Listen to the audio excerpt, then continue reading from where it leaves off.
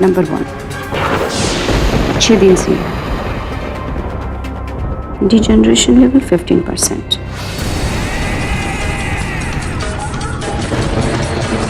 Bed number 2 3 दिन से यहाँ है, डिजेनरेशन लेवल 10%। बेड नंबर 3 3 दिन से यहाँ है, डिजेनरेशन लेवल 10%।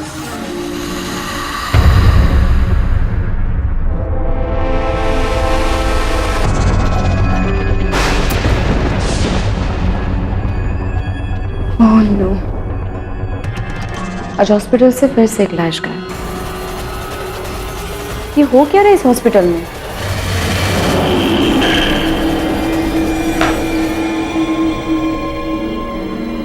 मुझे डॉक्टर वासु को बताना होगा।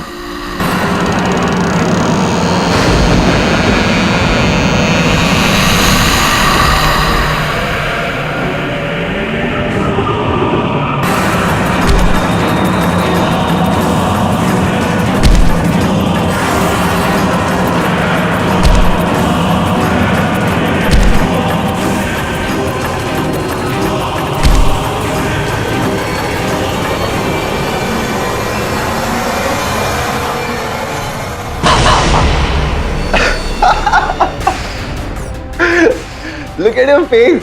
ऐसा लग रहा है जैसे जैसे तुमने कोई भूत देख लिया। Are you crazy, Abhishek?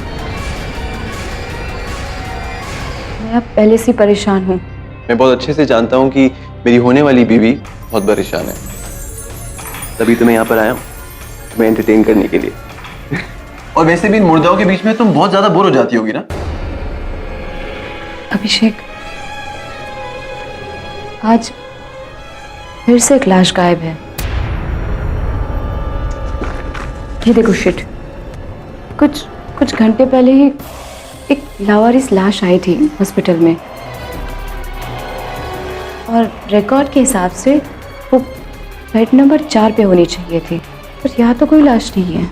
Come on doctor तरन, हो सकता है कि ये किसी वार्ड बॉय की मिस्टेक हो, या फिर ये बॉडी ऑलरेडी किसी ने क्लेम कर ली हो। तुम एक इतनी होनहार इंटर्न हो हमारे हॉस्पिटल की, तो तुम इस मॉर्ग रूम में क्यों अपना टाइम वेस्ट कर रही हो? अभिषेक, तुम जानते हो क्यों? बॉस जानता हूँ, क्योंकि तुम्हारे डैड डॉक्टर सुमित नहीं चाहते कि तुम यहाँ पर काम करो। But sweetheart, he is your dad, और वो तुम्हारे बारे में हमेशा अच्छा ही सोचेंगे। पर आई कंप्लीटली डोंट अंडरस्टैंड कि तुम्हें यहाँ पर काम करके और उनकी बात के खिलाफ जाकर क्या समझदारी दिखाई देती है। अच्छा sorry I am so sorry, हम इसे भूल जाते हैं। तुम्हारी मॉम की सर्जरी है ना, तो मुझे लगता है कि तुम्हें उनसे मिलना चाहिए सर्जरी से पहले। अभिषेक,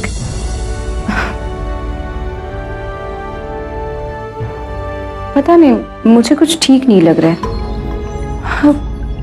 मैं मॉम को इस हालत में नहीं देख सकती, इसलिए यहाँ हूँ।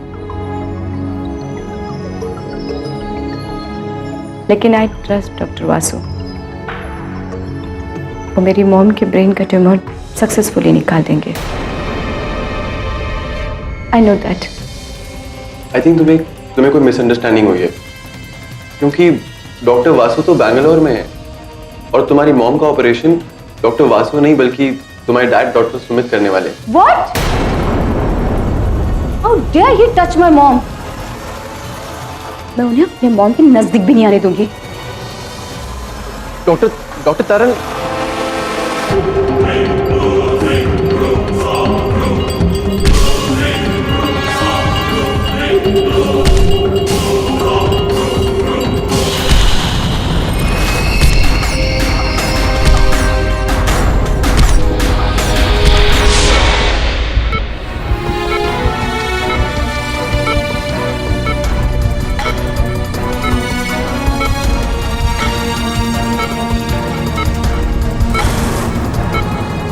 Anesthesia, Administered.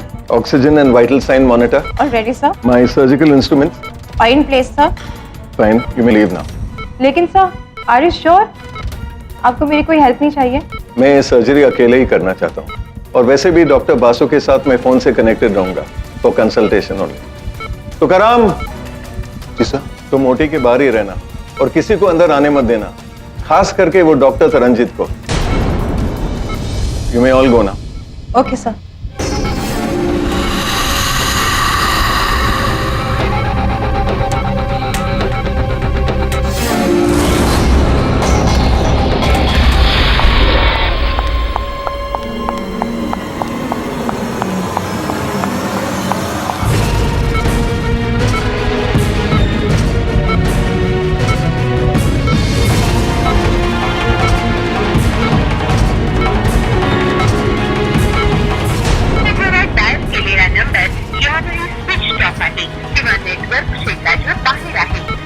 ओह नो, डॉक्टर वासु का नंबर तो नेटवर्क के बाहर है।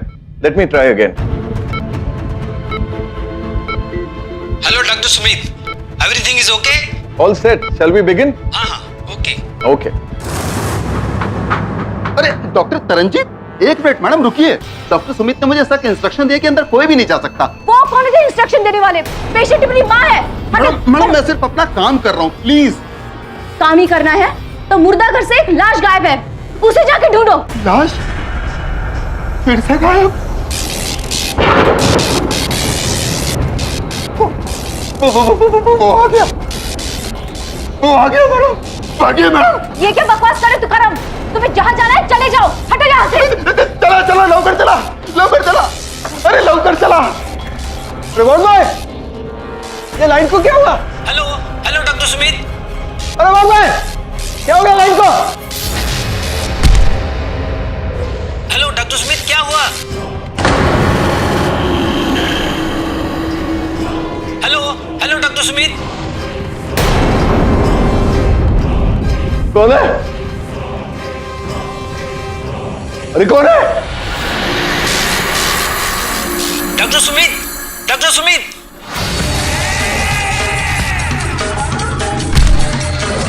कौन है? What is happening? Hello doctor Sumit. अरे कौन है? बचाओ मुझे। हटाओ, हटाओ, हेल्प, कोई है?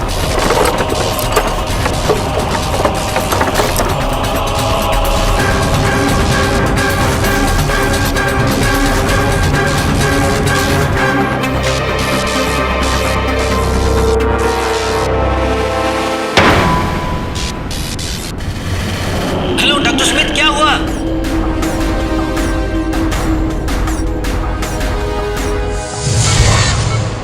Hello hello doctor Sumit. पापा, पापा, पापा। What is happening? Hello doctor Sumit, doctor Sumit.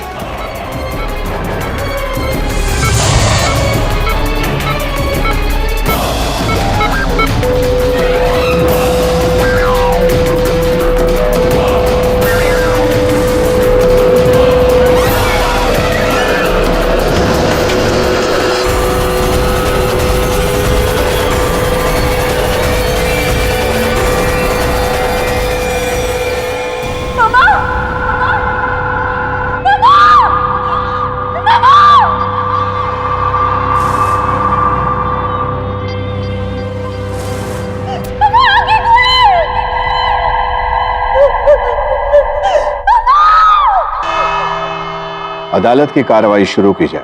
Your honour, मैं अदालत को बताना चाहता हूं कि डॉक्टर तरनजीत कौर डॉक्टर सुमित और किरण कौर की बेटी। 15 साल पहले जब हस्बैंड वाइफ के बीच में डिवोर्स हो गया था, तब से डॉक्टर तरनजीत कौर अपनी मां के साथ ही रहती है। डॉक्टर सुमित ने किसी और से शादी करने के लिए किरण जी से डिवोर्स ले लिया और तब से डॉक्टर तरनजीत कौर सुमित जी से नफरत करने लगी और इसी नफरत की आग में उलझकर उन्होंने डॉक्टर सुमित की हत्या कर दी। हत्या कर दी।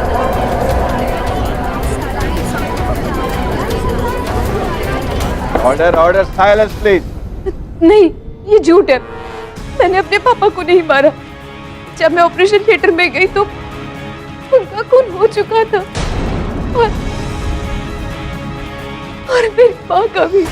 योर ऑनर, मैं एक बहुत इंपॉर्टेंट बात बताना चाहता हूँ कि हत्या के बाद हॉस्पिटल के सारे स्टाफ ने डॉक्टर तरनजीत कौर के हाथ में वो मर्डर वेपन देखा, जिससे साफ जाहिर होता है कि असली गुनहगार सिर्फ और सिर्फ डॉक्टर तरनजीत कौर ही हैं। मुझे लगता है कि फाटक साहब को इस केस में ज्यादा मेहनत करने की जरूरत नहीं है, क्योंकि ये केस अपने आप में ही एक वाटर टाइट केस है। प्रोसिक्यूटर साहब, वाटर टाइट तो टाइटैनिक भी था, और उसका क्या हुआ ये तो हम सब जानते हैं।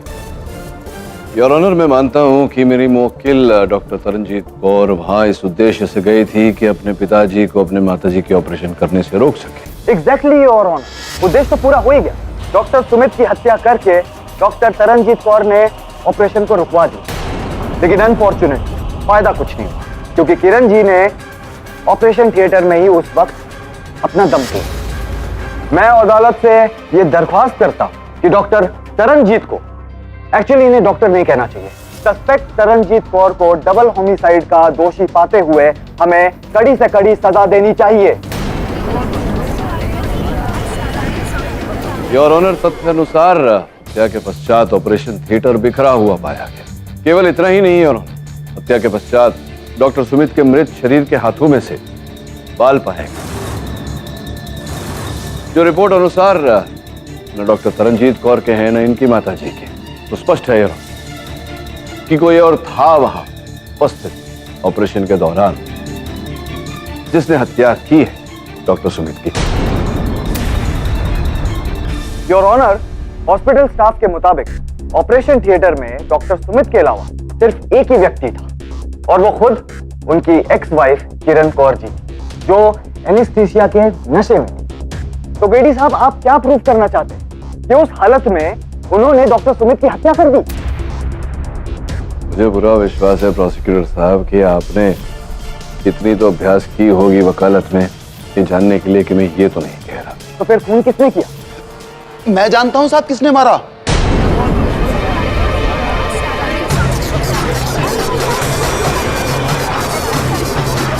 ऑर्डर ऑर्डर, आपको जो कुछ भी कहना है कटघरे में आके कहिए। जज साहब, डॉक्टर सुमित को लाश ने मारा। वही लाश जो हमारे हॉस्पिटल के मुर्दाघर से गायब हो गई थी।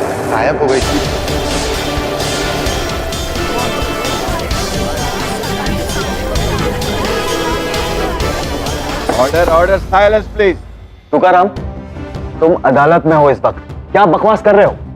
देवा शपथ साहब, हमारे हॉस्पिटल में अक्सर ऐसा होता है, लाश अपने आप गायब हो जाती है साहब। लाश अपने आप चलने लगती है साहब। 1 साल पहले मुझे भी लाश ने मारा था साहब। ये देखिए साहब। ये हॉस्पिटल की बिजली को क्या हो रहा है? ऑपरेशन थिएटर में तो कोई भी नहीं है।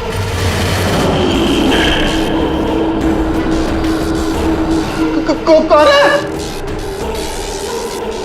ये तो मुर्दा घर के किसी मुर्दे की स्लिप है ना?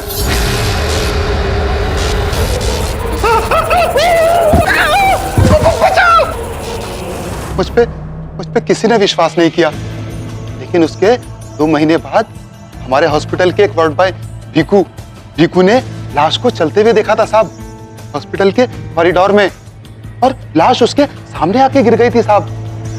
अभी सबने माना कि मैं सच बोल रहा था साहब। उसके बाद हॉस्पिटल में तब भी लाइट फ्लिकरिंग होती थी साहब। हम सब वार्ड बॉय और नर्स अपने आप को एक कमरे में बंद कर लेते थे साहब, और जैसे ही लाइट आ जाती थी हम सब लोग वापस बाहर आ जाते थे साहब। अब साहब, भूत से पंगा कौन लेगा साहब?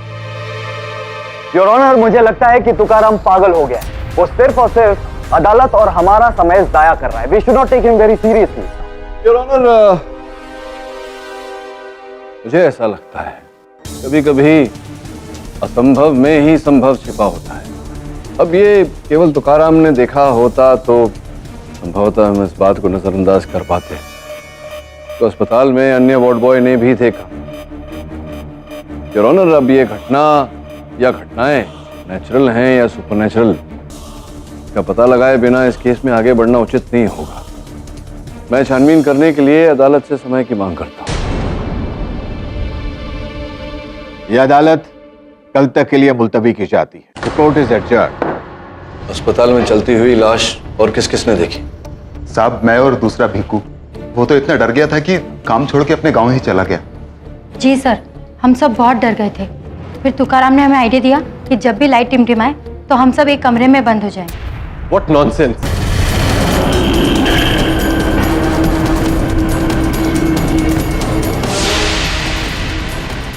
आपका? हाय, डॉक्टर अभिषेक और डॉक्टर तरन का मंगेतर। सर, आप इन लोगों की बातों में बिल्कुल विश्वास मत कीजिए। ये बकवास कर रहे हैं। भला बॉडीज भी कभी चलती है क्या? लगता तो ऐसा ही है।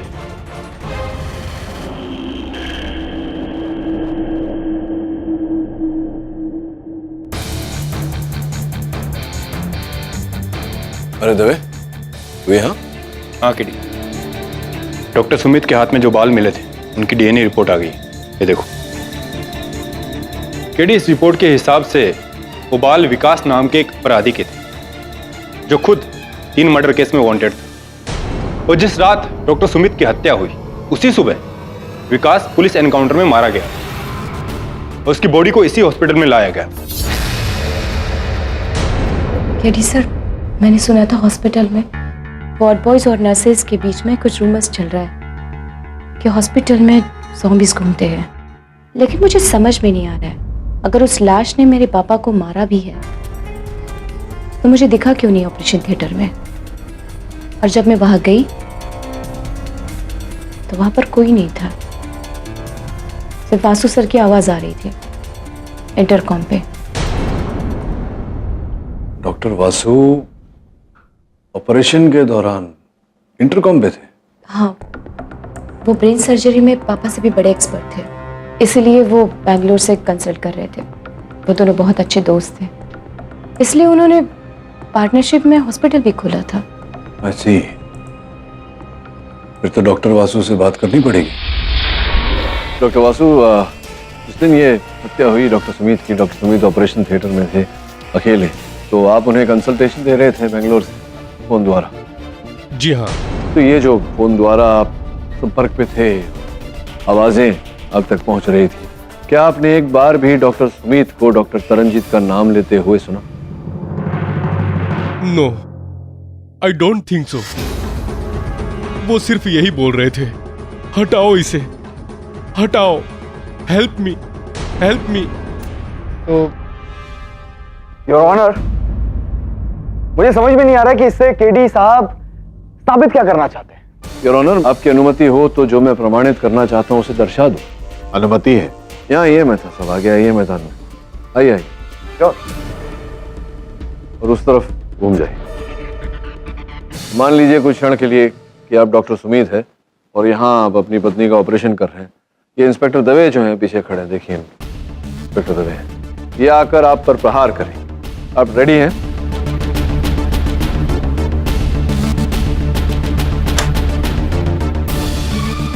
केडी साहब क्या कर रहे हैं? और मुझे लग जाता तो? आपने मेरा नाम क्यों लिया? नहीं, आपने मुझे मारा तो मैं आपको जानता हूं, तो ऑब्वियसली मैं आपका नाम लूंगा। बस योर ऑनर, यही प्रमाणित करने का प्रयास कर रहा था कि एक बेटी अगर अपने बाप पे प्रहार करे तो बाप एक बार तो बेटी का नाम अवश्य लेगा। डॉक्टर सुमित ने अवश्य तरनजीत का नाम लिया होता अगर तरनजीत ने उन पर वार की होती तो। इंटरेस्टिंग, मैं समझ गया केडी साहब, लेकिन हो सकता है कि डॉक्टर सुमित ने नाम लिया होगा लेकिन अफरा तफरी में डॉक्टर वासु ने नहीं सुना होगा, और अगर सुना है तो शायद याद नहीं होगा क्योंकि उम्र हो गई है ना इनकी। आपका पेन। योर ऑनर, ये जो प्रश्न रखा है मेहता साहब ने, इसका उत्तर देने में बिल्कुल कठिनाई नहीं है। हॉस्पिटल में जब भी कोई डॉक्टर एक एक्सपर्ट डॉक्टर की कंसल्टेशन लेता है फोन द्वारा, तो वो वार्तालाप रिकॉर्ड की जाती है योर ऑनर, भविष्य के विद्यार्थियों के पढ़ाई की। इस समय वो रिकॉर्डिंग मेरे सहायक वरुण के पास है। आपकी अनुमति हो तो मैं अदालत में चला दूं। अनुमति है।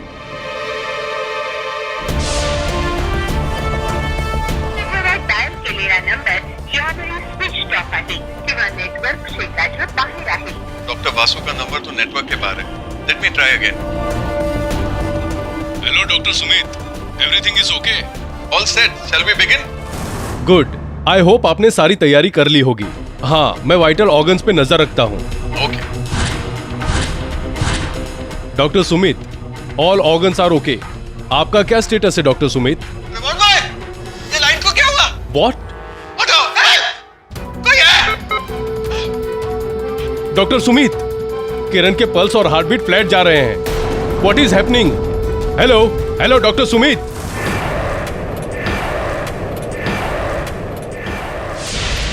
योर ऑनर, इस रिकॉर्डिंग में कहीं डॉक्टर सुमित ने तरनजीत का नाम नहीं लिया। डॉक्टर वासु बिल्कुल सही कह रहे हैं। उन्होंने डॉक्टर सुमित को नाम लेते हुए बिल्कुल भी नहीं। लेकिन पीडी साहब, ये कहां पर साबित हो रहा है कि डॉक्टर तरनजीत ने डॉक्टर सुमित का खून नहीं किया?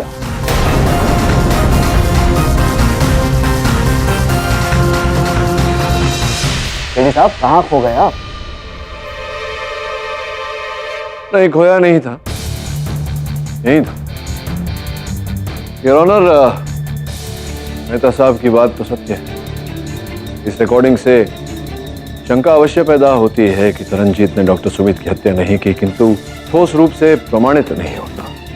ठोस रूप से एक बात अवश्य प्रमाणित होती है योर ऑनर, कि डॉक्टर वासु अदालत में झूठ बोल रहे हैं।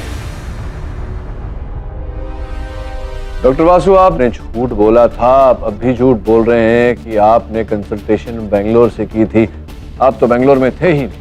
ये आप क्या कह रहे हैं केडी सर? शायद आपने ये रिकॉर्डिंग ठीक से सुना नहीं। जब प्रथम बार डॉक्टर सुमित ने आपका फोन ट्राई किया तो आपका फोन नेटवर्क क्षेत्र से बाहर था। अगर आप उस समय बेंगलोर में होते, कर्नाटक में होते, तो वो संदेश कन्नड़ में होता, किंतु इस रिकॉर्डिंग में वो संदेश मराठी में है।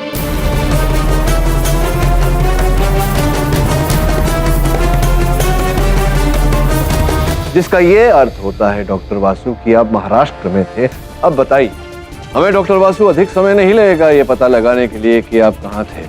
पुलिस जाएगी और आपके मोबाइल रिकॉर्ड्स चेक करेगी, जहां से हमें पता चल जाएगा कि आप कहां थे। और इसी प्रकार से अगर आप झूठ बोलते रहे तो शंका आप पर भी जाती है कि आपने बिजली गुल होने के बाद प्रवेश किया ऑपरेशन थिएटर में और डॉक्टर सुमित, जो आपके हॉस्पिटल के 50% के मालिक थे, उनकी हत्या की, क्योंकि आप जानते थे कि तरनजीत तो अपने पिता की जायदाद पर दावा करेगी नहीं, तो आप 100% के मालिक बन बैठेंगे। बताइए आगे क्या? सर, ये बिल्कुल झूठ है। मैंने सुमित को नहीं मारा, वो मेरा दोस्त था।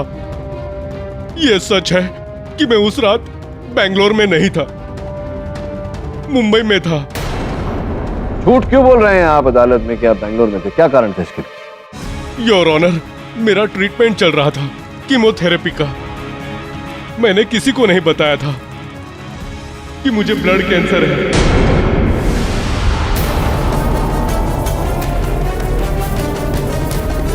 मैं बेंगलोर के बहाने कोलाबा की एक हॉस्पिटल में कीमोथेरेपी ले रहा हूं। अब आप ही बताइए सर, जो आदमी खुद चंद दिनों का मेहमान हो, वो चंद पैसों के लिए अपने दोस्त का मर्डर कैसे कर सकता है? योर ऑनर, सुना आपने? केडी साहब एक कैंसर पेशेंट पर खून का इल्जाम लगा रहे, लेकिन मुझे कहीं पर भी कोई भी पॉसिबिलिटीज नहीं दिखती है जहां पर तरनजीत को छोड़कर किसी और ने मर्डर करने की कोशिश की हो या की। पॉसिबिलिटी है सर। मेरा ही एक पेशेंट था जिसकी डेथ हो गई थी। मैंने उसे डेड डिक्लेयर किया था, लेकिन कुछ घंटों के बाद जब मैं मॉर्ग में गया तो मैंने उसके हाथ और पांव शेक करते हुए देखे। मैंने ये बात किसी को नहीं बताई, क्योंकि अगर मैं ये बात किसी को बताता तो वो मेरा मजाक उड़ाते, क्योंकि मेरे पास कोई प्रूफ नहीं था और शायद मेरा मेडिकल करियर ही खत्म हो जाता। मैं पूरी जिंदगी डॉक्टर रहना चाहता था और लोगों का इलाज करना चाहता था। योर ऑनर, मैं जानता हूं कि अदालत ये मृत मुर्दों के चलने इत्यादि में सुपरनैचुरल बातों में नहीं मानती। अदालत प्रमाण मांगती है। तो कहीं ना कहीं ये केस द्वितीय बार है जो ज़ॉम्बी पर, मृत व्यक्ति पर, मुर्दे पर आकर खड़ा हो। मैं अदालत से निवेदन करता हूं कि पुलिस को आदेश दिया जाए कि सर्वप्रथम इस गुत्थी को सुलझाए, इसके पीछे तथ्य क्या है वो पता लगाए, उसके बाद ही हम इस केस में आगे बढ़े। पाठक, मैं आपकी दलील से सहमत हूं। यह अदालत पुलिस को आदेश देती है कि वो इस रहस्य के बारे में जल्द से जल्द पता लगाए। यह अदालत अगली सुनवाई तक के लिए मुलतवी की जाती है। The court is adjourned. Sir, doctor Vasu ने सचमुच हॉस्पिटल में ज़ॉम्बी देखे?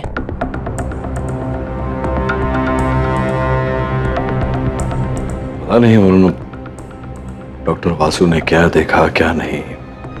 वैसे भी ये ज़ॉम्बी का विषय बहुत ही विवादग्रस्त है।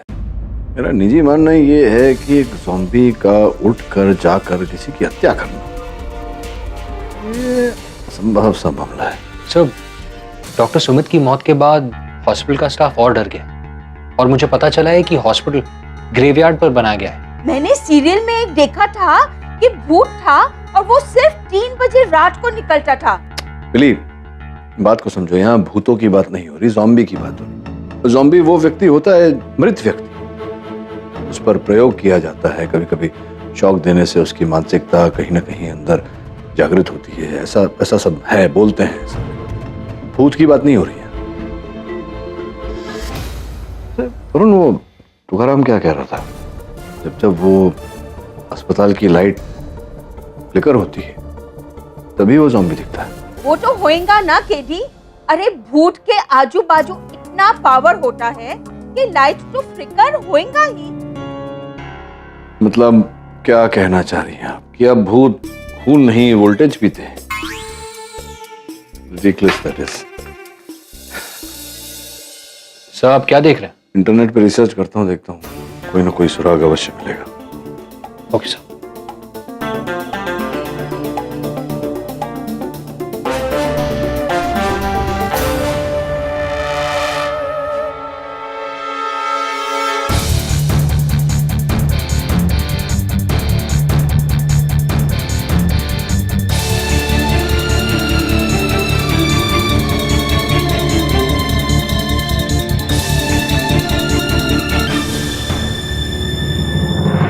Good morning sir. सर,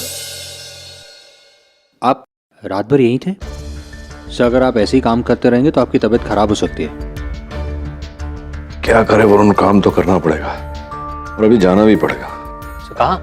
अस्पताल, ज़ॉम्बी की गुत्थी सुलझाने। तो रवि को बोल दे, तेरे दोस्त को, उसकी आवश्यकता पड़ेगी। हाँ दवे, सुन। योर ऑनर, आपके आदेश अनुसार अस्पताल में चलने वाले मृत शरीर, उनकी छानबीन की और ये गुत्थी अंततः सुलझ ही गई। विस्तार में समझाने के लिए मैं रवि, जो एक इलेक्ट्रिकल इंजीनियर है, उन्हें कटघरे में बुलाने की अनुमति चाहता। अनुमति है? योर ऑनर, जिस किसी व्यक्ति ने भी उस अस्पताल में मुर्दे को चलते हुए देखा, सबका यही कहना है कि सुबह अस्पताल की बत्तियां जो है वो झिलमिलाती हैं, फ्लिकर करती हैं। इसी कारण रवि, जो एक इलेक्ट्रिकल इंजीनियर है, इन्हें लेकर हम अस्पताल। सर, मैंने सारे मेन इलेक्ट्रिकल पॉइंट्स चेक कर लिए, यहाँ कोई प्रॉब्लम नहीं। तो फिर लाइट्स फ्लिकर क्यों होती हैं अपने आप? इलेक्ट्रिसिटी में कुछ भी अपने आप नहीं होता है। जाहिर सी बात है कि वोल्टेज फ्लक्चुएशन की वजह से ही लाइट्स फ्लिकर होती हैं, और वोल्टेज फ्लक्चुएशन या तो पावर कंपनी की तरफ से हो सकती है या फिर यहीं इसी हॉस्पिटल में किसी मशीन के बहुत ज्यादा अमाउंट में पावर कंज्यूम करने की वजह से। वरुण, मैंने तुझे पता लगाने को कहा था कि यहाँ आसपास की कोई बिल्डिंग में से इस तरह की वोल्टेज फ्लक्चुएशन की कंप्लेंट गई है या नहीं? नहीं सर, अगल बगल की किसी भी बिल्डिंग ने कोई कंप्लेंट नहीं की। मतलब जो प्रॉब्लम है वो यहीं अस्पताल में ही है। योर ऑनर, इसलिए मैंने उस हॉस्पिटल का पावर डिस्ट्रीब्यूशन चेक किया तो पता चला कि सबसे ज्यादा और थिक केबल्स उसी ऑपरेशन थिएटर में लगी हुई थी जहां डॉक्टर सुमित का खून हुआ। योर ऑनर, प्रथम बार भी तुकाराम ने ऑपरेशन थिएटर से ही मुर्दे लाश को चलते हुए बाहर जाते हुए देखा था। इसी कारण हमने वहां की पावर लाइंस चेक की। कमाल की बात है सर, इस रूम में ऐसी कोई भी मशीन नहीं है जिसके लिए इतनी थिक पावर लाइंस की जरूरत हो, लेकिन फिर भी लाइंस एक्टिव हैं और कोई तो एक मशीन पावर खींच रही है। आप चलते हैं यहाँ से, मुझे तो लगता है कि वो भूत यहीं आसपास ही कहीं है। हाँ, आसपास तो है, लेकिन कोई भूत नहीं, वो मशीन है जो यहाँ से बिजली खींच रही है। दीवार के पीछे एक वरुण, आयरन पाउडर लाने बोला था तुझे, लाया? जी हाँ सर। सर, पर ये क्यों? ये तुझे तो पता है कि जहाँ इतनी अधिक मात्रा में बिजली का उपयोग होता है वहाँ चुंबक क्षेत्र बनता है। ये डालेंगे तो रवि, हट जरा, थोड़ा और दे।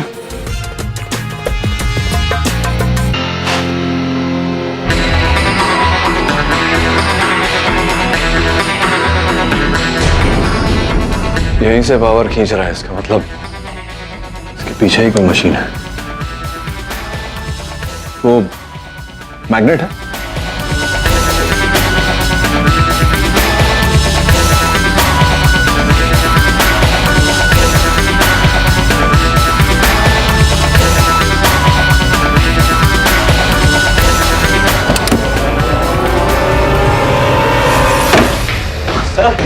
केडी साहब।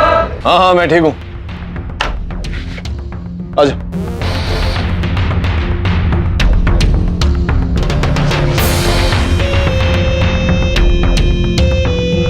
यहां तो एक और प्रवेश द्वार है।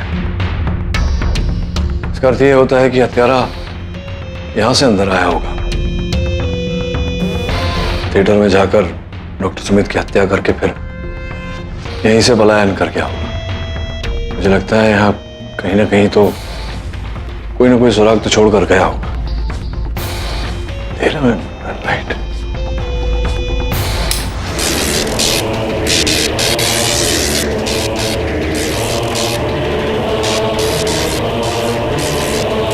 योर ऑनर, ये दृश्य मैंने स्वयं देखा। एक मृत देह अपने हाथ पैर हिला रहा है,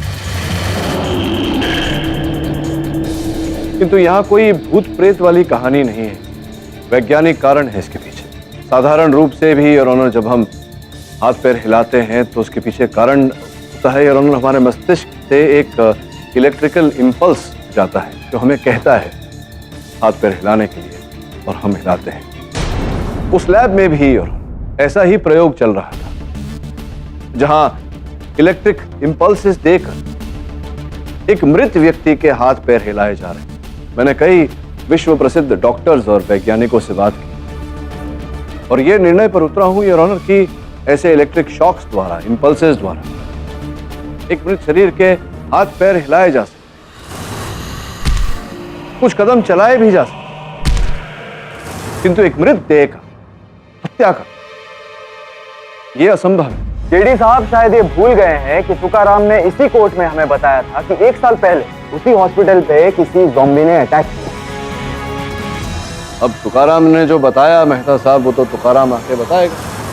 तुकाराम जी, आपने हम सबको बताया था कि प्रथम बार आपने वो चलत फिरत मृत व्यक्ति को देखा था अस्पताल के बाहर, और फिर वो बत्तियां झिलमिलाने लगी। जी, आपने ये भी कहा था कि आप पर उस मृतदेह ने प्रहार किया था, आक्रमण किया था। उस समय इसके अतिरिक्त और कुछ भी हुआ था? हुआ होगा अवश्य, क्योंकि प्रहार होने के 1 हफ्ते बाद ही आपके बैंक के खाते में 5 लाख रुपए जमा हो, अस्पताल के बैंक के खाते से। ये तो कागज पर है, इसे तो झुठला नहीं सकते आप।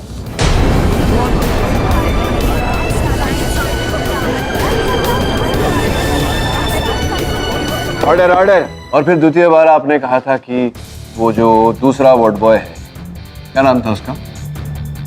भीकू। Bhiku Bhiku Bhiku ward boy. अब भीकू वार्ड बॉय गांव चला गया, पर हमारी पुलिस हाथ पे हाथ धरे तो बैठी नहीं रहेगी। उन्होंने पकड़ा उसे, पूछताछ की तो पता चला कि आपने 50,000 रुपए उसे दिए हैं गांव लौट जाने के। अभी क्या चल रहा है? वो बोनस मिला था ना साहब मेरे को। हाँ हाँ हाँ हाँ हाँ, बोनस दिया गया था। बोनस दिया गया था ताकि आप वहां अस्पताल में चल रहे उस प्रयोग के रहस्य को छिपा कर रखे, और आपने ऐसा किया भी, और सुंदर एक कहानी भी रची, जिसके चलते जैसे ही वो बत्तियां झिलमिलाने लगती थी, आपके अस्पताल का पूरा स्टाफ जाकर के कमरे में अपने आप को लॉक कर लिया करता था। आपने ये ठोस रूप से तय कर लिया कि कोई बाहर ना आए और किसी को भी प्रयोग का रहस्य पता ना चले। अब देखिए, या तो आप ना कर सकते हैं इस बात, तो फिर हम केस को आगे बढ़ाएंगे। हो सकता है न्यायाधीश महोदय आप पर सख्ती बरते और आप जेल जाएं, और जेल में दवे साहब आपसे उससे भी अधिक सख्ती बरते। क्या झेल पाएंगे आप इतनी सख्ती? आपने खुद ही कहा था कि गरीब हैं आप, है ना, नौकरी मिलेगी नहीं आपको दूसरी। जेल में क्या चक्की पीसेंगे? क्या करेंगे? क्या सत्य बोलेंगे? हमारी सहायता करेंगे सत्य बोलकर? बोलिए बोलिए। हाँ साहब, मैंने झूठ बोला था।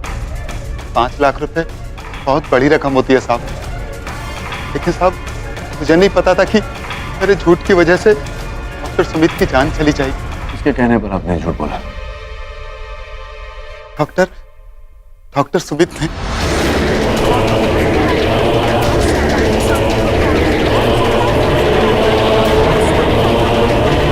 इंटरेस्टिंग योर ऑनर, इसका मतलब यह है कि वो हिडन लैब डॉक्टर सुमित की ही थी, जहां पर वो लाशों पर एक्सपेरिमेंट करते थे और उन्हीं की बनाई हुई एक जिंदा लाश ने उन पर अटैक कर दिया और उनकी हत्या कर दी।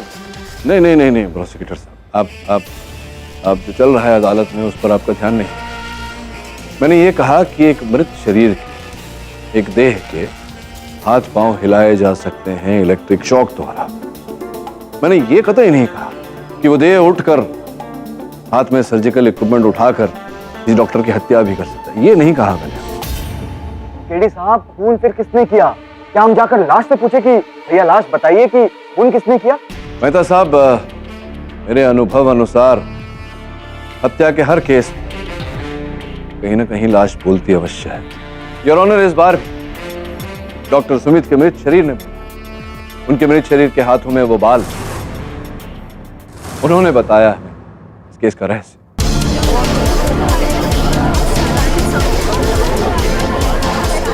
Order, silence in the court. आपकी अनुमति हो तो मैं एक बार इंस्पेक्टर दवे को कटघरे में बुलाना चाहूंगा।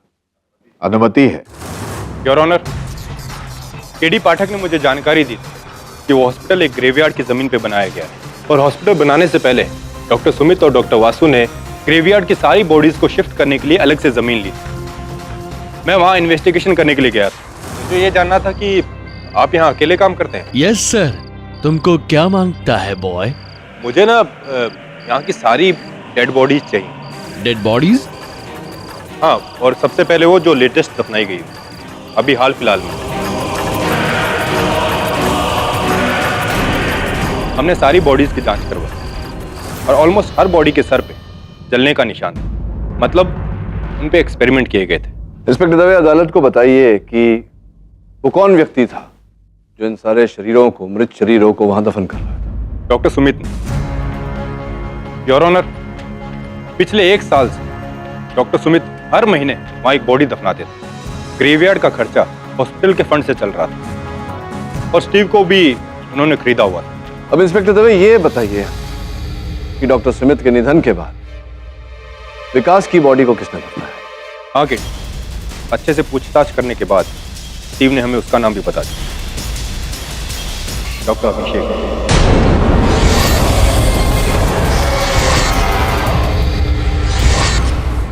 पोल खुल चुकी है डॉक्टर अभिषेक। न केवल स्टीव ने आपकी पहचान करवाई है कि वहां उस गुप्त प्रयोगशाला में आपकी उंगलियों के छाप जगह जगह हर स्थान पर पाए गए। नहीं केडी सर, कुछ गलती हुई है। अभिषेक ऐसा नहीं कर सकता। कोई गलती नहीं हुई डॉक्टर तरनजीत। डॉक्टर अभिषेक ने ऐसा किया है। योर ऑनर, इनके अपराध का स्रोत मुझे उस प्रयोगशाला के पीछे की ओर गुप्त दरवाजे से मिला। यहाँ तो एक और प्रवेश द्वार है। इसका अर्थ यह होता है कि हत्यारा यहाँ से अंदर आया होगा। आपका अचंभा होगा ये जानकर तरनजीत जी कि वो दरवाजा कहाँ खुलता है। आपके अस्पताल के मुर्दा घर में, जहां ये थे आपके साथ उपस्थित, पर जैसे ही आप ओटी की तरफ भागी, ये उस गुप्त दरवाजे का उपयोग करके ओटी के भीतर गए और आपके पिता की हत्या की। तुम तो उन्हें अपना पापा जैसे मानते थे ना? अरे काय के पापा, वो मुझे यूज कर रहे थे। आज से 12 साल पहले डॉक्टर सुमित और डॉक्टर वासु ने साथ मिलकर ये हॉस्पिटल खोला था और डॉक्टर सुमित का सिर्फ एक ही सपना था। वो एक्सपेरिमेंट्स करते जा रहे थे और फेल होते जा रहे थे। फिर 5 साल पहले मैंने वो हॉस्पिटल ज्वाइन किया और मैं भी वही एक्सपेरिमेंट्स और रिसर्चेस करने लगा। लेकिन सिर्फ 4 साल में मैंने उन डेड बॉडीज के लिम्स को मूव करना शुरू कर दिया। मैंने उनकी ब्रेन मैपिंग भी कर दी और मुझे लगा कि अगर हम इन मुर्दों में जान डाल देंगे तो मेरा नाम पूरे देश में होगा, पूरी दुनिया मुझे जानेगी। लेकिन नहीं, डॉक्टर सुमित का कुछ और ही प्लान था। वो इन सब एक्सपेरिमेंट्स का क्रेडिट अकेले लेना चाहते थे और अपनी उस असिस्टेंट की लिस्ट में मेरा नाम डालने वाले थे। तब मैंने डिसाइड कर लिया कि अब इस बुड्ढे डॉक्टर को मरना होगा। तुमने मेरे पापा को मारा। हाँ, मैंने मारा उन्हें। जब तुम अपने पापा से लड़ने के लिए ऑपरेशन थिएटर में गई थी तब मैं उनके सीक्रेट लैब में पीछे के दरवाजे से घुस गया। रिकॉर्ड है।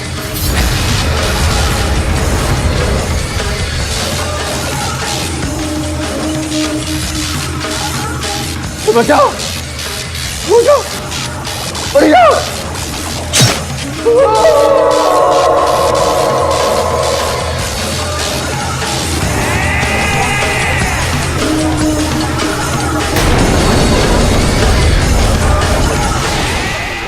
मैंने ये मर्डर बहुत सोच समझ के किया था।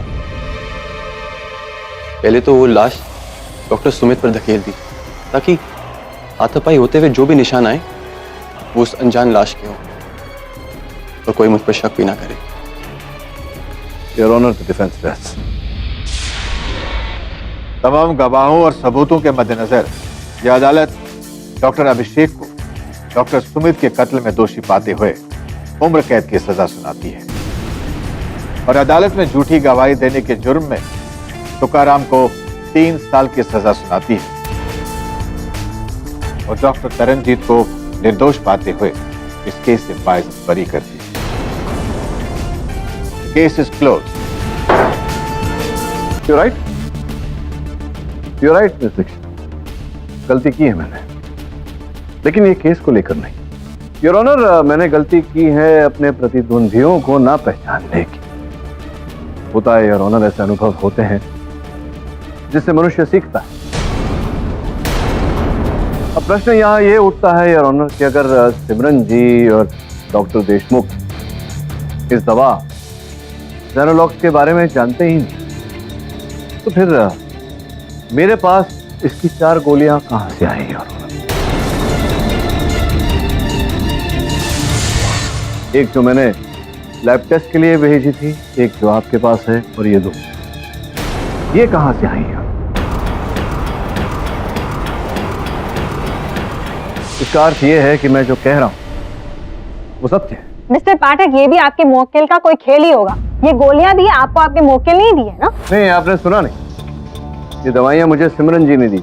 यही तो मेरा प्रश्न है कि अगर सिमरन जी को इस बारे में कुछ पता ही नहीं, तो फिर उन्हें ये दवाइयां डॉक्टर देशमुख से मिली कैसे जो उन्होंने मुझे दी?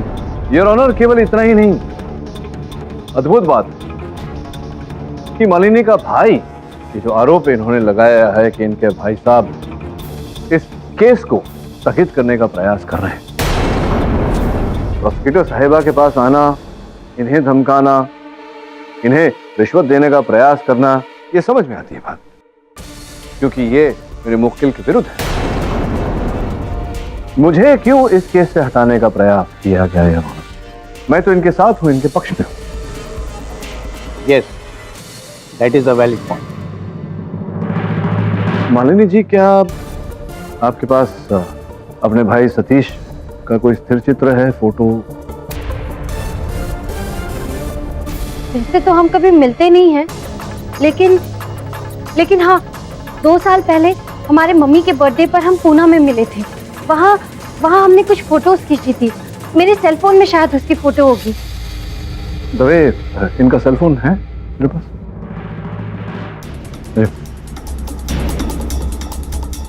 ये लीजिए।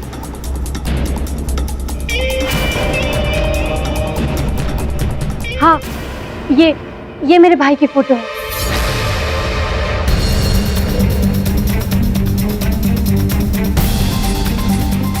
ये आपके भाई सतीश?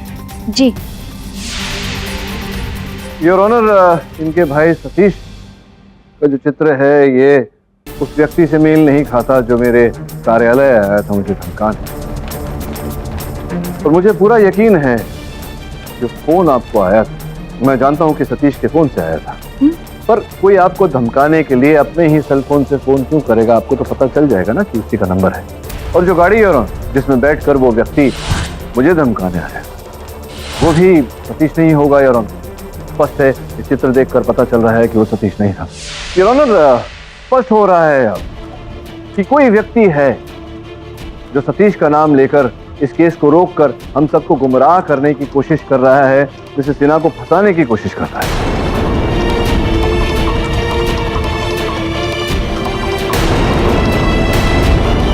मिस्टर पाठक, आपका ये कहना आसान है, लेकिन जब तक उस आदमी का पता अदालत को नहीं मिल जाता तब तक आपके क्लाइंट पे लगे सवाल अब भी बिना जवाब के। आपका केस अब भी मुश्किल में है मिस्टर पाठक। योर ऑनर, मैं पूरा प्रयास करूंगा कि अगली सुनवाई तक ठोस प्रमाण आपके समक्ष प्रस्तुत करूं।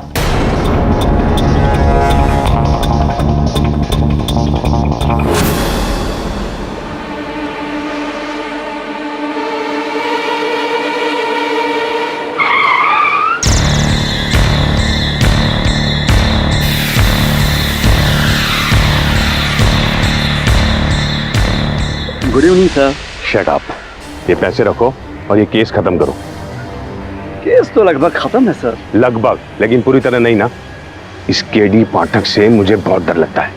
जो भी हो, हमारी ड्रग्स जेनोलॉक्स का नाम और प्रोडोल का जिक्र अदालत में नहीं आना चाहिए, चाहे उसके लिए उस औरत को फांसी क्यों ना हो जाए। समझे? Yes sir. पैसे की चिंता मत करो गोवा, केडी को मरवाना भी पड़े तो हम तैयार हैं। जेनोलॉक्स से जो हमारी बदनामी होगी वो उसकी जान से ज्यादा कीमती नहीं है। अंडरस्टैंड? ये लो।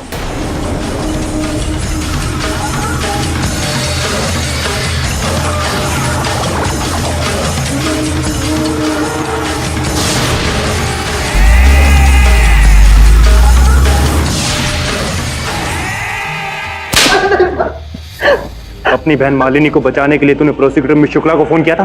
पैसे की लालच दी तूने? मैंने कुछ नहीं किया था सर। मैं पहले ही बोल चुका हूँ, पिछले हफ्ते मेरा फोन चोरी हो गया था और वो जो गाड़ी जो केडी सर ने देखी थी सर वो नंबर प्लेट मेरा ही है, लेकिन गाड़ी नहीं है मेरी सर। मुझे कोई उलझा रहा है।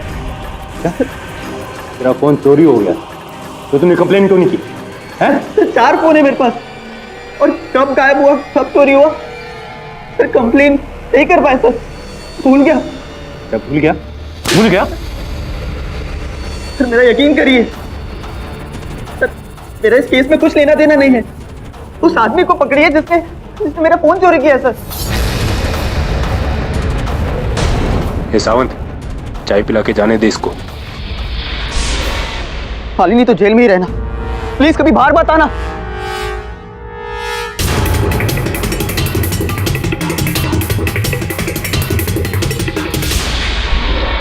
देखिए, आप प्लीज धैर्य रखिए।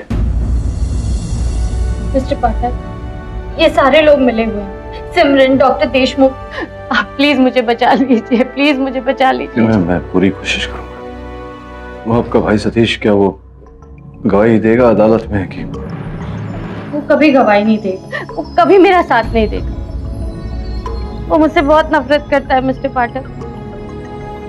जायदाद को लेकर हमारे बीच लड़ाई हुई, वो कभी मेरी मदद नहीं करेगा।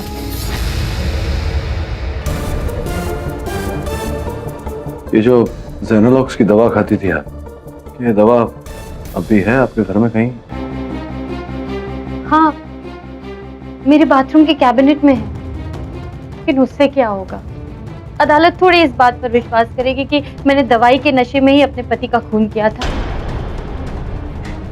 ये कोशिश तो करना पड़ेगा। आपके घर में सीसीटीवी कैमरास लगे हुए हैं, हो सकता है उन सीसीटीवी कैमरास के फुटेज में आप दवाई खाती हुई दिखी हो और दवाई खाने के बाद जो आप हरकतें करती हैं वो कुछ तो करना पड़ेगा, कोर्ट में साबित तो करना पड़ेगा कुछ। प्लीज प्लीज कुछ कीजिए सर, मुझे बचा लीजिए प्लीज। पूरा प्रयास कर रहा हूँ, आप धैर्य बनाए रखिए।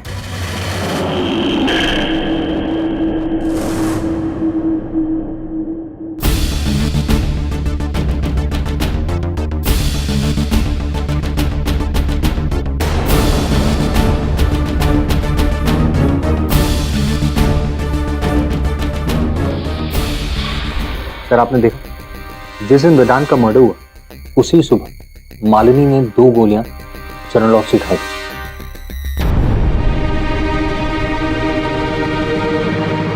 आप कह रहे हैं तो मतलब, लेकिन एक तो फुटेज इतना धुंधा है, ऊपर से ब्लैक एंड व्हाइट।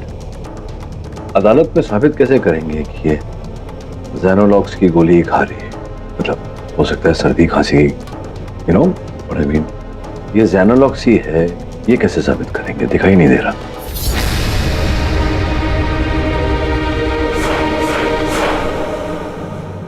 कुछ समझ में नहीं आ रहा है, लगता है हमारा वक्त ही खराब चल रहा है। अरे वक्त से याद आया, मेरी घड़ी गुम हो गई।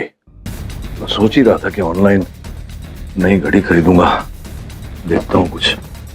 सर कमाल है सर, हमने गोली का लैब टेस्ट करवाया जिसमें साफ पता चल रहा है कि उसमें कुछ ऐसे केमिकल्स हैं जो माइंड को इफेक्ट करते हैं। उसके बाद भी अदालत आपको बिलीव नहीं कर।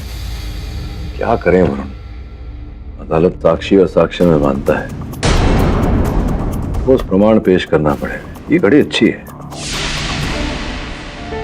तो जोड़े में है। मैं फीमेल वॉच किसको दूंगा? सिंगल ढूंढना पड़ेगा। पर कौन हो सकता है सर?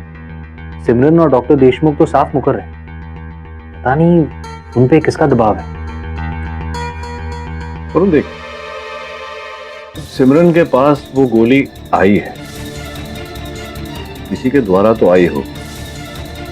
गोली तो डॉक्टर ही देता है। सिमरन के डॉक्टर का पता कर और जरा बातचीत कर, और जब बातचीत करेगा तो इसे समझिए। हाँ राइट सर। देखिए मिस्टर वरुण, मैं समझ सकता हूं कि क्यों अदालत ने डॉक्टर देशमुख और सिमरन ने जेनोलॉक्स को मानने से साफ इनकार कर दिया। क्यों किया? आपने प्रोडोल का नाम सुना है? किसके बारे में? प्रोडोल। प्रोडोल इंडिया की सबसे बड़ी ड्रग कंपनी। जी हाँ, असल में जेनोलॉक्स का उत्पादन वही करे, और अगर कोई अदालत में ये साबित कर दे कि प्रोडोल की बनाई हुई ये ड्रग हानिकारक है, तो न सिर्फ उन्हें करोड़ों का नुकसान होगा, बल्कि बहुत गहरी मानहानि भी होगी, जिसका सीधा असर उनकी बाकी दवाइयों के सेल्स पर पड़ेगा। बेसिकली उनकी पूरी मार्केट इमेज गिर जाएगी सर।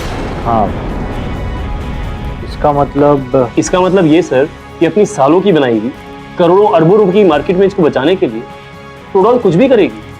वो एक क्या 10 डॉक्टर देशमुख और सिमरन को खरीद सकती है, धमका भी सकती है। इसलिए सर आई एम सॉरी, लेकिन मैं इस मामले में आपकी कोई मदद नहीं कर सकता। लेकिन जो दवा मार्केट में आई ही नहीं, वो आपने सिमरन को क्यों दी? टेस्टिंग के लिए। असल में प्रोडोल कंपनी हम डॉक्टर्स को कुछ सैंपल्स देती है जो हम अपने पेशेंट्स पे टेस्ट करते हैं, ताकि उनके नतीजे देखकर वो अपनी दवाइयों को परफेक्ट बना सकें। एक मिनट, टेस्टिंग के लिए? ये तो गैर कानूनी है, आप लोगों का इस्तेमाल कर रहे हैं। तभी तो मैं इस बारे में खुलकर अदालत में बात नहीं कर सकता हूँ सर। देखिए आई एम सॉरी, मैं इस मामले में आपकी कोई मदद नहीं कर सकता, प्लीज। और हाँ, जो भी मैंने आपको जेनोलॉक्स के बारे में बताया है वो सिर्फ इस कमरे तक है, बाहर नहीं सर, प्लीज। वैसे डॉक्टर नायडू कहना पड़ेगा, वीडियो में हैंडसम लग रहे हैं आप। सर आप मुझे ऐसे ब्लैकमेल कैसे कर सकते हैं सर? ये तो गैर कानूनी है सर। आप क्या कानूनी और गैर कानूनी की बात कर रहे हैं? ये जो आपने किया क्या वो कानूनी है? एक मल्टीनेशनल ड्रग कंपनी से रुपए लेकर, रिश्वत लेकर आपने उनके ड्रग का उपयोग अपने पेशेंट पर किया, उसे बकरा बनाकर। क्या ये कानून के दायरे में? हाँ, तो ये तो अदालत में उठेगी बात तो न्यायाधीश महोदय बताएंगे। अरे नहीं सर, प्लीज सर आप अदालत को इसमें क्यों डाल रहे हैं sir? I am very sorry sir, I am really very sorry, लेकिन प्लीज सर आप लोग इस मैटर को बाहर मत जाने दीजिए सर, मेरा तो लाइसेंस छिन जाएगा सर। मतलब आपका लाइसेंस छिन जाएगा, आपको तकलीफ होगी, और आपके किए की वजह से जो जिंदगी छीन रही है उनकी, उसका कुछ नहीं। बोलिए, कोई उत्तर है आपके पास इसका? ठीक है सर, मैं आपकी मदद करने के लिए तैयार हूं। मैं प्रोडोल और जेनोलॉक्स को एक्सपोज करने में आपकी मदद करूंगा।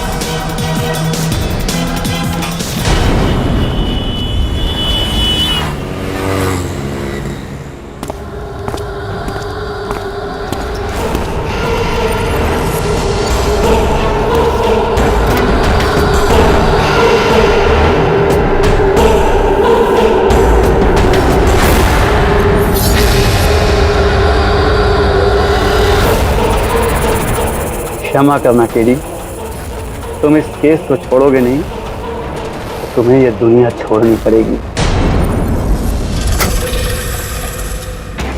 Good bye.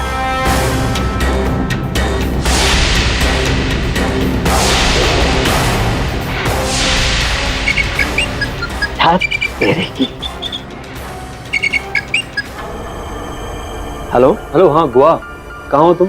बिजी हूँ, बाद में फोन करना। नहीं, बाद में टाइम नहीं है, मुझे जेनोलॉक्स चाहिए अभी। तेरे की क्या हुआ? नहीं, कुछ नहीं। देखो, मामला गर्म है। बॉस ने जेनोलॉक्स की सप्लाई को बंद करने के लिए कहा है। क्यों चाहिए जेनोलॉक्स? गोवा, मेरे पास जर्मनी की 2 पार्टीज है और वो करोड़ों रुपए दे सकती हैं। तुम्हारे पास कुछ तो गोलियां होंगी जेनोलॉक्स की देने के लिए?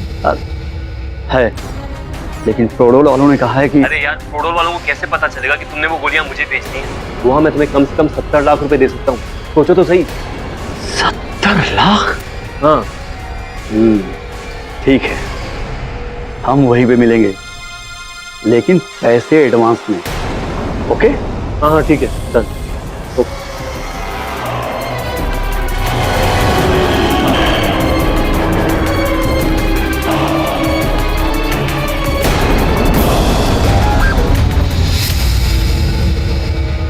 आज तू और जीले केडी। आज मैं पैसे कमा लेता हूँ, कल तुम अपनी जिंदगी गवा देना। सुनो, मुझे कुछ होगा तो नहीं ना? कुछ नहीं होगा, एकदम नॉर्मल बिहेव करो। वो देखो, आ गया।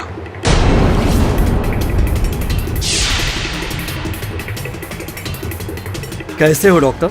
ठीक है। यहाँ आने में कोई परेशानी तो नहीं हुई? नहीं। पैसे लाए हो? मेरी माँ कहती थी डॉक्टर बन। मैं पढ़ने में कमजोर था, इसलिए डॉक्टर के बदले में एमआर बन गया। दवा के कारोबार में डॉक्टर से ज्यादा पैसे कमाता हूँ। ये रहा तुम्हारा जेनोलॉक्स, ये हमारा आखिरी स्टॉक है, संभाल के खर्च करना।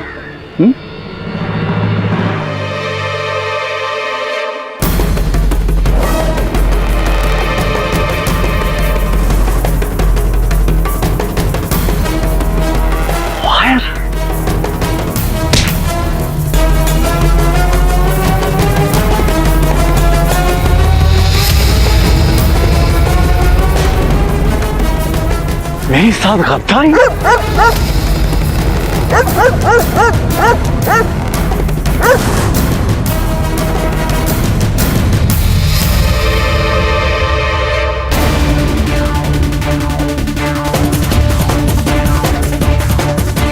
नहीं तो इसकी जरूरत नहीं है। Bruno, go Bruno, go!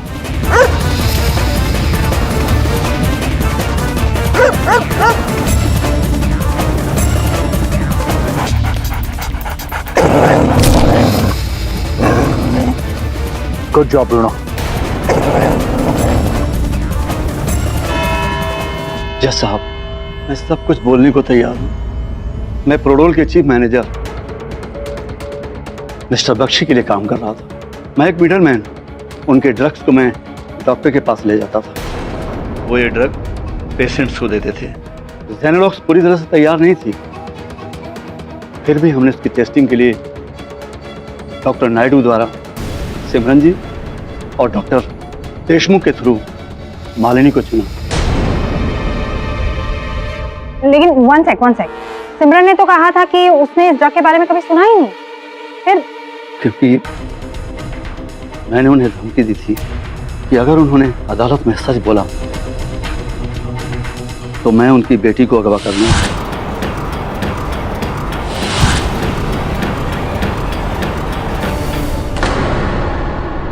Your honour, इसी प्रकार से इन्होंने डॉक्टर देशमुख को डराया, धमकाया, अदालत में झूठ बोलने को उकसाया कि उन्हें उस दवा के बारे में कुछ नहीं पता और वो दवा उन्होंने मिसेस सिन्हा को नहीं दी थी। जबकि सत्य तो ये है कि सर, ये मिस्टर गोवा ने जेनोलॉक्स की गोलियां लाकर मुझे दी। ये काफी खतरनाक ड्रग्स है सर। पेशेंट इसे लेते ही अपने दिमाग पर काबू खो बैठता है। ये बहुत ही खराब ड्रग है सर। ये एक ऐसा नशा है जो आपके होश हवास उड़ा देता है, आपको कुछ पता ही नहीं चलता कि आप क्या कर रहे हैं। सर, मेरे साथ ऐसा हुआ है और मालिनी के साथ भी। मालिनी ने अनजाने में ड्रग के नशे में वेदांत की जान ले ली। लेकिन एक और क्वेश्चन है, वो मालिनी का भाई सतीश, उसकी सेलफोन की बात कर रही हैं? नहीं, वो सेलफोन गुहा ने चुराया था और उस सेलफोन से आपको फोन किया गया ताकि सबको ये लगे कि आपको धमकियां सतीश दे रहा है। और वो गाड़ी और नंबर प्लेट दोनों नकली, पुलिस को गुमराह करने के लिए, अदालत को गुमराह करने के लिए, ताकि अदालत में ये बात स्थापित हो कि मालिनी और सतीश दोनों मिलकर ये षड्यंत्र रच रहे, जबकि वास्तविकता में ऐसा कुछ नहीं था। तो योर ऑनर, ये की सजा तो प्रोडोल के चीफ मिस्टर बख्शी को ही मिलनी चाहिए। Your honour, mister Bakshi.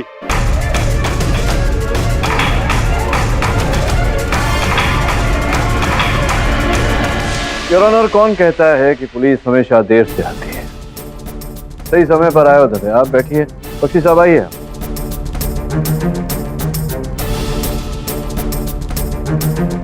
मैं आपको बताना चाहता हूं बख्शी साहब कि ये जो मिसेस सिन्हा को आपने अपने अनुसंधान का पात्र बनाया, इन्हें निशाना बनाया, जेनोलॉग ड्रग का प्रयोग इन पर किया, इसके कारण न केवल इनका पूरा परिवार नष्ट हो गया, जीवन असफल हो गया। अब इसकी सजा आपको जितनी ज्यादा मिले उतनी कम है। तो डिफेंस रेस्ट योर ऑनर। जिसमें गुहा के बयान के बाद अदालत ये जान गई है कि ये सारा षड्यंत्र प्रोडोल कंपनी का रचा हुआ है, अनजाने में जिसका शिकार बनी है मिसेस मालिनी सिन्हा। जेनोलॉक्स की वजह से उन्होंने अपने पति वेदांत सिन्हा की जान ली, उस ड्रग के नशे पर जिसमें उनका कोई कसूर नहीं है। लिहाजा ये अदालत मिस्टर बख्शी, मिस्टर गुहा, डॉक्टर देशमुख और डॉक्टर नायडू को हिरासत में लेने का हुक्म देती है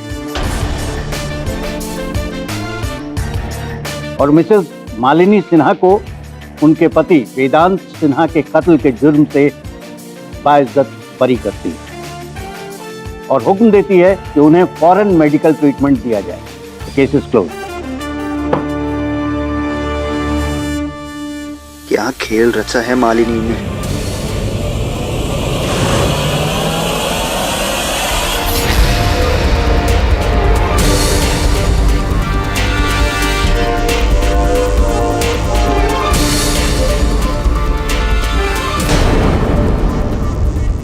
लगता है केस खत्म नहीं हुआ। मिस्टर पाठक, ये आपकी फीस। Thank you. वैसे ये फीस तो कुछ भी नहीं है, क्योंकि आपने जो मेरे लिए किया है उसके लिए मैं जिंदगी भर आपकी आभारी रहूंगी। वेलकम। तो अब मैं चलती हूँ। अरे हाँ मिस्टर पाठक, मैं मनाली जा रही हूँ, अगर आपको कुछ चाहिए तो आप मुझे बता दीजिएगा। आप मनाली जा रही हैं? जी, सोचा कि जिंदगी में इतना सब कुछ हो गया है तो एक आध महीने के लिए कहीं बाहर चले जाऊं, ताकि अपनी बिखरी हुई जिंदगी को समेट सकूं। अच्छा अच्छा अच्छा। कब? अगले Sunday. Have a good trip. Thank you so much. Bye bye.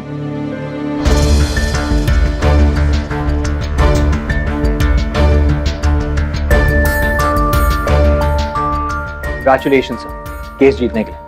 Sir मैं तो कहता हूँ कि इससे पहले कोई नया केस आए आप छुट्टी पे कहीं चले जाए। क्यों तू मुझे छुट्टी पे भेजना चाहता है ताकि तुझे भी छुट्टी मिले? कोई छुट्टी वुट्टी मिलने नहीं वाली, क्योंकि ये केस अभी तक खत्म नहीं हुआ। सर अब किसका केस?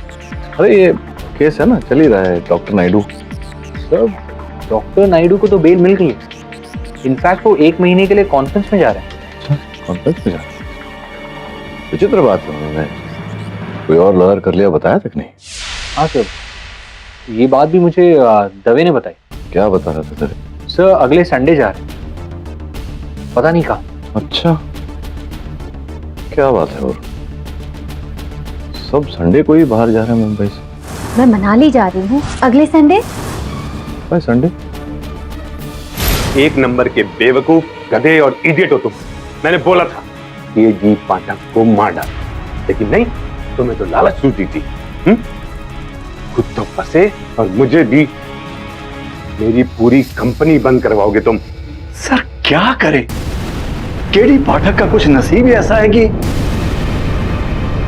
लीजिए आगे जनाब। तुम अब भी कुछ करना बाकी? अंदर तो भेज दिया हमें। इस बार आपको बाहर निकलना है। मजाक कर रहे हो क्या? नहीं, मजाक तो मैं कम ही करता हूँ। मैं आसानी से हार मानने वालों में से नहीं।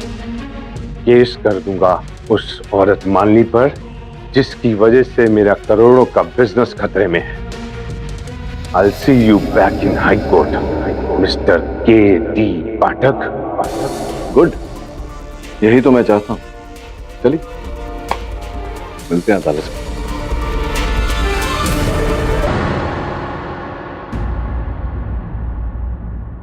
दीदी, हाँ, आपसे कोई मिस्टर खान मिलने आए हैं। मिस्टर खान? अच्छा चलो।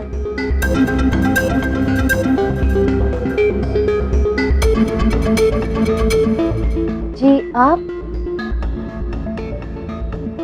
मेरा नाम एडवोकेट खान है। प्रोडॉल के चीफ मिस्टर बख्शी ने मुझे हायर किया है एक केस लड़ने के लिए आपके खिलाफ।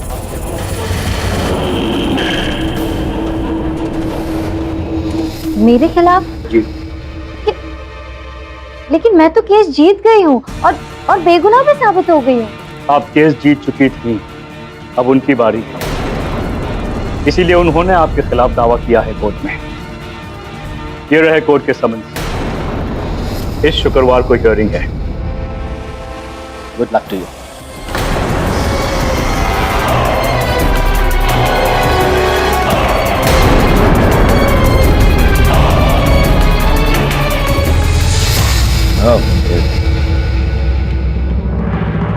लीगल समन्स है आपके नाम, लेकिन चिंता करने की कोई आवश्यकता नहीं।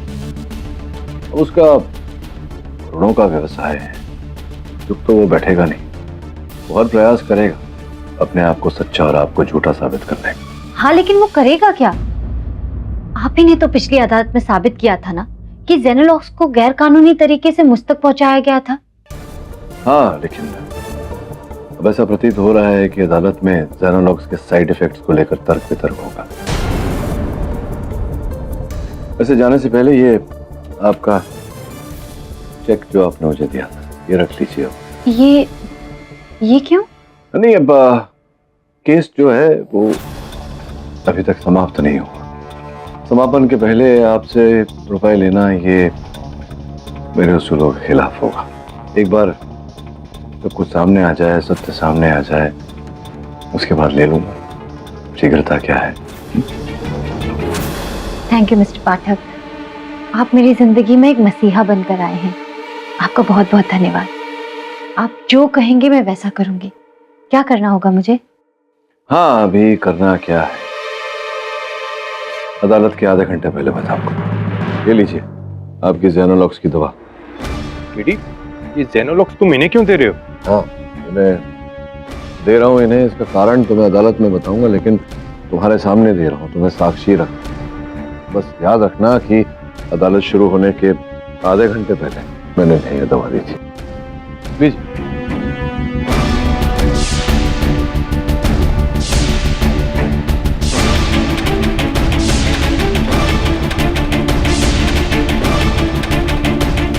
अब याद रखना, जब प्रोडोल के वकील खान साहब आएंगे तब वो जो आपने मेरा नाम लिया मिस्टर पाठक और मैं हाजिर हो गया।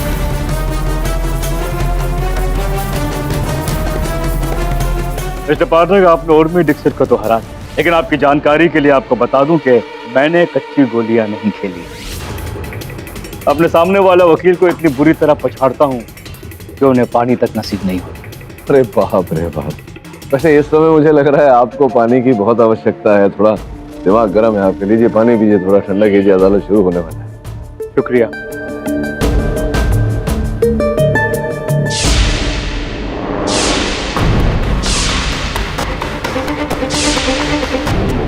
योर ऑनर, मेरे मुवक्किल अरविंद बख्शी पर लगाया हुआ इल्जाम गलत है।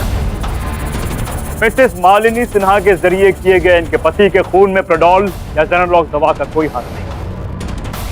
हाँ साहब, आप संभवतः ये भूल रहे हैं कि अदालत में फॉरेंसिक रिपोर्ट द्वारा ये प्रमाणित हो चुका है कि जेनोलॉक्स ड्रग के जो साइड इफेक्ट वो बहुत ही उग्र और खतरनाक है।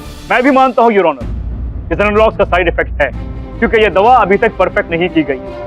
लेकिन साइड इफेक्ट्स इतने खतरनाक नहीं है मिस्टर पाठक जितना कि आप बयान कर रहे हैं। बहुत विचित्र बात है कि हत्या आपको खतरनाक लगती है?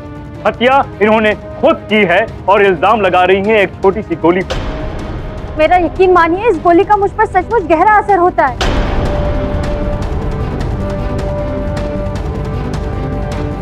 साहब, क्या आप ये कहना चाहते हैं कि मालिनी जी ने उस दवा की आड़ में अपने पति को मारा, उनकी हत्या की और दोष दवा पर डाला? ये बिल्कुल सही मिस्टर पाठक। योर ऑनर, जब कोई शख्स गाड़ी से एक्सीडेंट करता है तो इल्जाम हमेशा गाड़ी के ब्रेक्स पर लगाता है। यहाँ भी ऐसा ही कुछ मामला है। मिसेस सिन्हा, अपने पति के कत्ल करने का अच्छा बहाना चुना आपने। मैंने कोई बहाना नहीं चुना, मैंने सच में कोई बहाना नहीं चुना, मैंने कोई बहाना नहीं चुना। आप शांत रहिए। योर ऑनर, मैं जानता था कि खान साहब अदालत में कुछ ऐसा ही करेंगे। इनके क्लाइंट के ड्रग जेनोलॉक्स को बचाने के लिए ऐसा कोई पैंतरा चलेंगे और इसका बंदोबस्त मैं अदालत शुरू होने से पहले ही करके आया।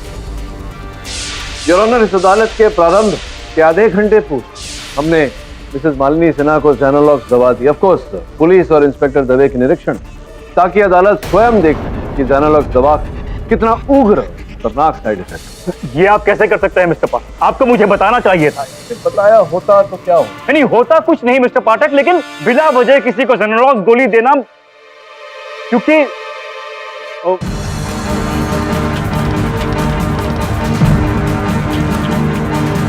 Mrs Sinha, please go back inside.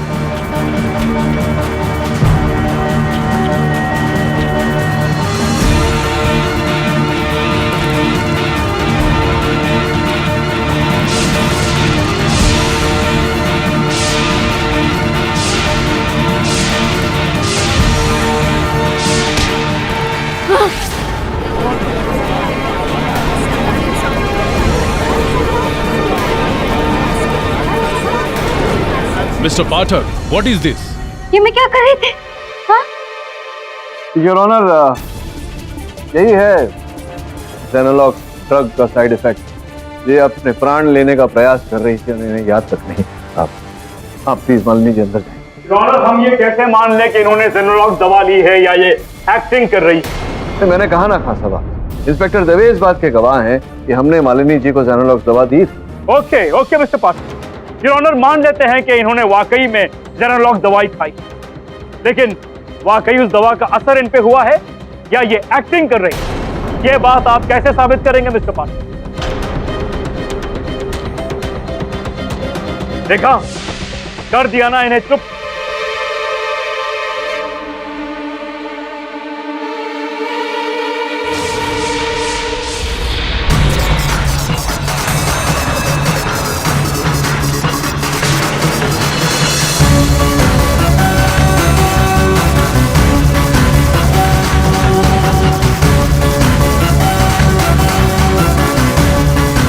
Mister Khan, ये क्या कर रहे हैं आप?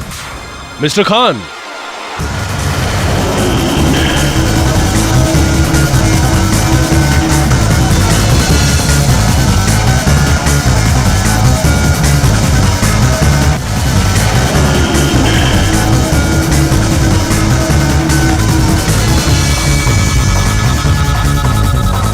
खान साहब, जब भूख लगी है आपको?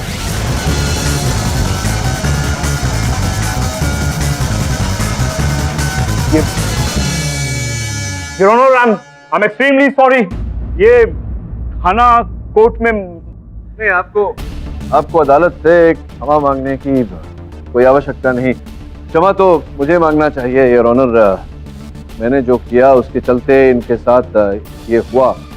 ये जो है योर ऑनर, ये जेनोलॉक्स दवा का साइड इफेक्ट का प्रभाव है जो मैंने अदालत के आरंभ में इन्हें खिलाया था।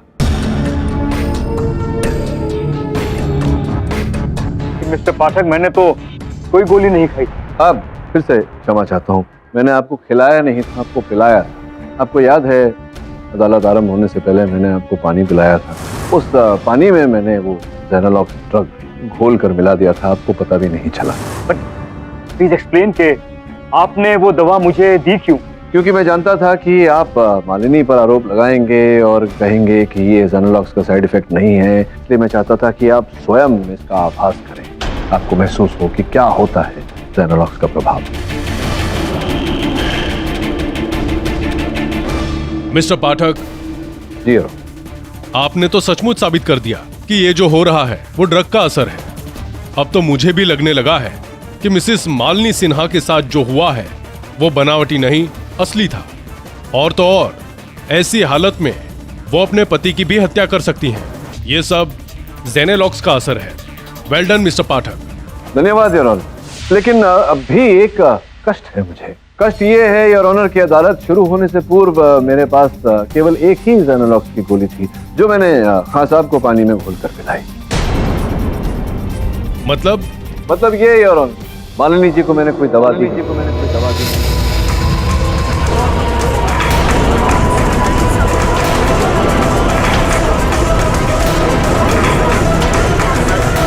शुरू होने से पूर्व मेरे पास केवल एक ही जेनेलॉक्स की गोली थी जो मैंने खान साहब को पानी में घोल कर पिलाई।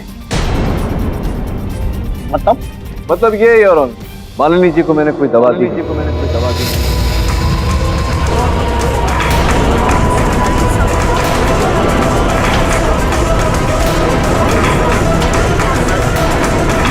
Order order.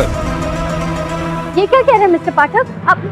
आपने तो मुझे इंस्पेक्टर दवे के सामने गोली दी थी। हाँ नहीं, मैंने गोली तो दी थी आप, लेकिन वो जेनोलॉक्स की गोली नहीं थी।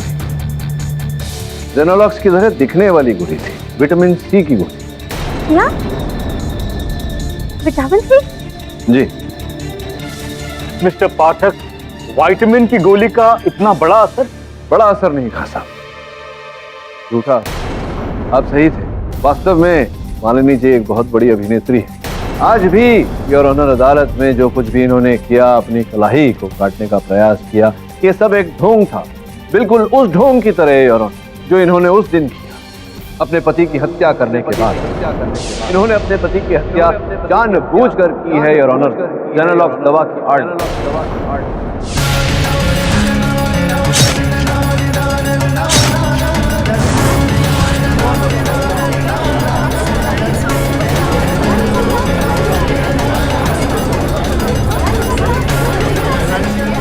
Order order. लेकिन मिस्टर पाठक, आप तो मेरी तरफ से हैं। नहीं, मैं आपकी तरफ नहीं, मैं तो सिर्फ सत्य की तरफ चलता हूँ। इसका मतलब आपने धोखा दिया? धोखा मैंने नहीं मालिनी, धोखा तो आपने दिया है, मुझे नहीं, अदालत को। ये जता कर कि आपने अपने पति की हत्या जेनेलॉक्स के साइड इफेक्ट के चलते की, जबकि ऐसा नहीं। अब क्या करें, लोहे को लोहे से काटना पड़ा। वाह मिस्टर पाठक, तभी आपने मिस्टर बख्शी को उकसाया कि वो हाई कोर्ट में अपील करे ताकि आप इन्हें रंगे हाथों पकड़ सकें। वाह मिस्टर पाठक, आपने तो बाजी मार अपना जीता हुआ केस हार।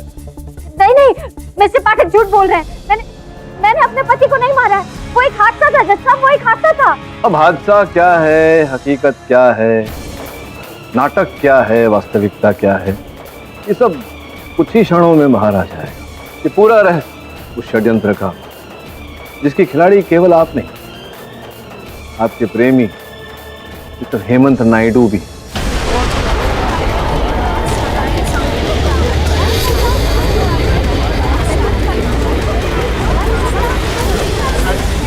योर ऑनर, मैं स्वयं के लिए घड़ी ढूंढ रहा था ऑनलाइन, और मैंने देखा कि घड़ी के जोड़े होते हैं तो अक्सर पति पत्नी या प्रेमी प्रेमिका खरीदते हैं।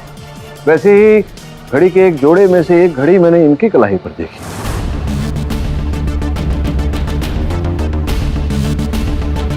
और दूसरी मालिनी जी की कलाई पर।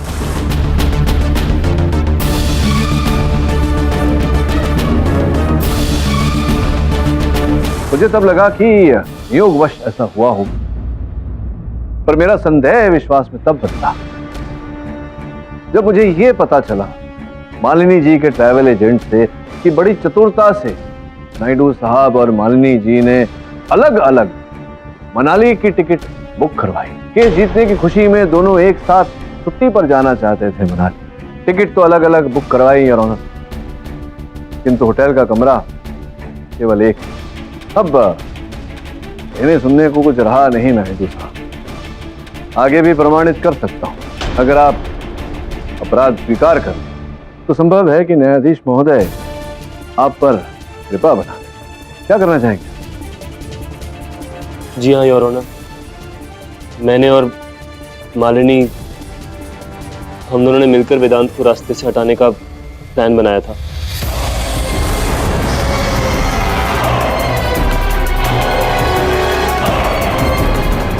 मैंने पहले सिमरन को जेनोलॉक्स दी थी ताकि वो उस बारे में मालिनी को बता दे, और मालिनी को मैंने जेनोलॉक्स के साइड इफेक्ट्स के बारे में पहले ही बता दिया था ताकि उसकी आड़ में वो अभिनय कर सके और अपने पति की जान ले सके। The defence rest your honour.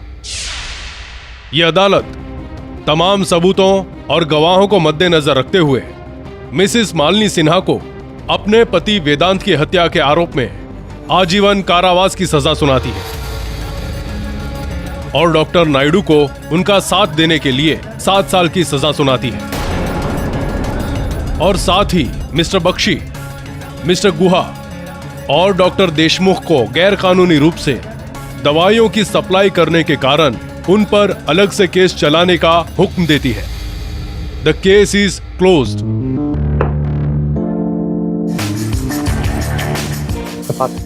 बहुत बहुत मुबारक हो। मैं आपसे बहुत मुतासिर हूँ। सच्चाई की खातिर अपना जीता हुआ केस आप हार गए। क्या करें खान साहब, सच्चाई के लिए बहुत कुछ करना पड़ता है। और किसी विशेष व्यक्ति ने कभी कहा था, हार के जीतने वाले को ही बाजीगर कहते हैं। और भी दिलचस्प कहानी देखने के लिए हमारे चैनल को सब्सक्राइब करें और बेल आइकॉन दबाना न भूलें।